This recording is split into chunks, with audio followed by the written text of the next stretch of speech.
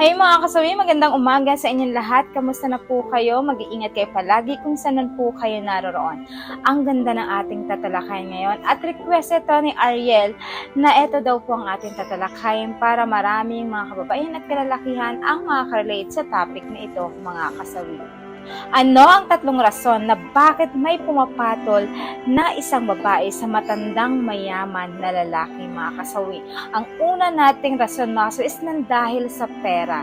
Alam nyo ba ang mga kalalakihan kahit na matanda ito basta marami itong pera, kahit na matanda ito basta marami itong pera ay maraming pumapatol sa kanya mga kasawi dahil sa ating history ngayon ay sinasamba na ang pera mga kasawi. At syempre bakit may mga babae na pumapatol mga kasawi dahil lang sa pera, kasi ang isang babae basta walang pera ang matandang lalaki ay hindi naman talaga ito papatol. Sino ba yung mga kababaihan na talagang papatol sa isang matanda kung wala naman itong kayamanan mga kasawi? Kaya nga siya pinatulan dahil may kayamanan. Pero mga kasawi, may pera yan. May iba't ibang babae din naman na pumapatol kahit wala itong kayamanan sa isang lalaki dahil doon nila nararanasan ang tunay na pag-aaruga at pagmamahal sa isang lalaki na matanda. Kadalasan mga kasawi, sa panahon natin ngayon ay talagang pumapatol ang mga kababaihan sa matandang mayaman dahil dito nila mararamdaman ang sarap ng buhay. Dito nila nararamdaman ang karangyaan ng buhay mga kasawi na hindi nila nararanasan sa kanilang jowa or asawa mga kasawi. Depende yun mga kasawi. Yan ang ating una na rason. Ang pangalawa mga kasawi is umaasa na ito ang makakaahon sa kahirapan. Alam nyo ba, may mga kababaihan talaga mga kasawi na minsan nangangarap na magkaroon ng kayamanan. Minsan nangangarap na maging maganda ang kanilang buhay.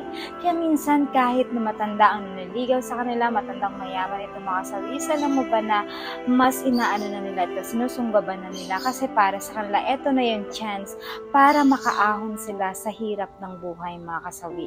Kumbaga, ginagrab na nila yung opportunity na para sa kanila. Ito na yung chance na makakaahon sila sa kahirapan ng kanilang buhay. At syempre, mas pinipili nila yon para sa kanilang pamilya mga kasawi, diba? Syempre, like ko naman sinasabi mga kasawi na hindi naman sa nila lahat na ganito yung mga kababaihan na gusto. Pero kadalasan, bakit nga ba pumapatol sa mga kalalakihan na mayaman at matanda ito? Dahil yun talaga yung kanilang mindset na eto na yung gaganda yung kanilang buhay, na eto na lahat ibibigay na sa akin, matitikman ko na yung karangyaan ng buhay na hindi ko natikman ng pagkabata ko. Kaya kapag may chance na ganito ang nangyayari mga kasawi ay talagang ginagrab na nila yung opportunity, tanggap na nila ang isang kalalakihan na matanda ito mga kasawi. Ayan yung ating pangalawa na rason. Ang pangatlo natin mga kasawi is binibigay ang lahat ng gusto niya na hinihingi. Ayan. Alam niyo ba, may mga kababaihan na kapag merong jowa ito na ganito mga kasawi na mayaman, alam mo ba, doon nila naiisip na minsan mas mahigit pa yung material kaysa pagmamahal.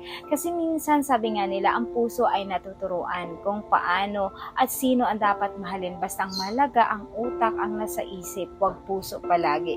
Kaya minsan kung mapapansin mo, magtataka ka na ay may kasama itong matanda siguro dahil eto na talaga. Kumbaga, ang iniisip na ibang tao is talagang kaya pinatulan dahil sa pera. Pero minsan may tama din naman, pero minsan ay mali. Kasi may mga babae din talaga na kahit matanda ang kanilang jowa, pero mahal na mahal nila ito dahil doon nila nga nakakamtan ang pag-aaruga at pagmamahal bilang isang lalaki at respeto para sa kanila. Pero may mga kababaihan din talaga na ito yung kanilang habol mga kasawi, na lahat ng kagustuhan nila sa kanilang buhay, na lahat ng hindi nila natitikman sa buhay nila ay matitikman nila at ibibigay sa kanila ng kanilang jowa na matanda mga kasawi. At alam niyo ba, sabi nga nila kapag jowa mo daw ay matanda ay mas higit pa yung binibigay nitong pagmamahal at loyal ito. Kaya minsan kagustuhan din yun ng mga babae dahil sabi nga nila sa matanda yung forever dahil hindi na ito magluluko at mamahalin sila ng tunay at wagas na pag-ibig. Pero depende yan nga mga kasawi sa mga kababaihan kung ano yung kanilang rason. Siyempre, may mga rason na ito ay eto lang yung ating tinalakay ngayong umaga. May posibilidad na talagang nangyayari sa mga buhay ng isang tao, mga kasawi. Ayan yung ating pangatlo na rason. At syempre, hindi mawawala yung aking advice sa topic na ito, mga kasawi.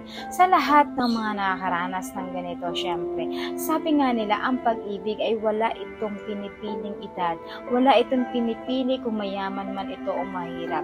Pero minsan, kung mapapansin mo, marami naman talaga na nag-aasawa or pumapatol sa isang matandang mayaman. Hindi lang dahil sa rason na lahat ay maangkin nila yung kayamanan, dahil lang sa pera, lahat ng gusto nila ay mabibigay.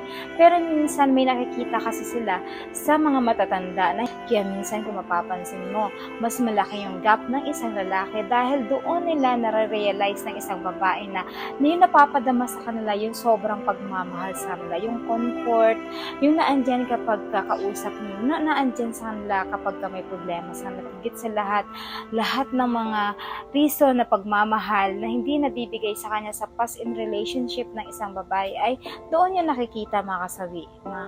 Ayan. Kaya minsan hindi natin pwedeng i-judge ang isang tao kung bakit ito yung kanyang napili, kung bakit ba ito matanda na yan, ito bata, pero mas pinili niya yung matanda. Hindi dahil sa pera. Diba, mga kasawi? Minsan may ganun, oo, totoo naman yun na talagang minsan is ginagrab nila yung opportunity na ganun. Pero kadalasan kung bakit sila nagmamahal din ng matatanda ay dahil doon nila nakukuha ang tunay na pagmamahal at pag-aaruga bilang babae, mga kasawi. At syempre, iba't iba kasi ang mga mindset ng isang tao at rason kung bakit sila pumapatol sa ganito, mga kasawi.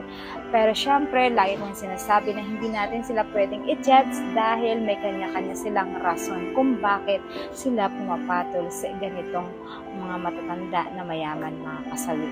Siyempre, galangin lang natin yan kung bakit nila kagustuhan yan.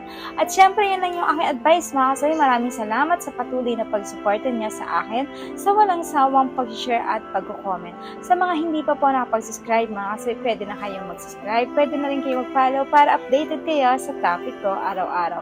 Mahal kayo ng inyong advisor.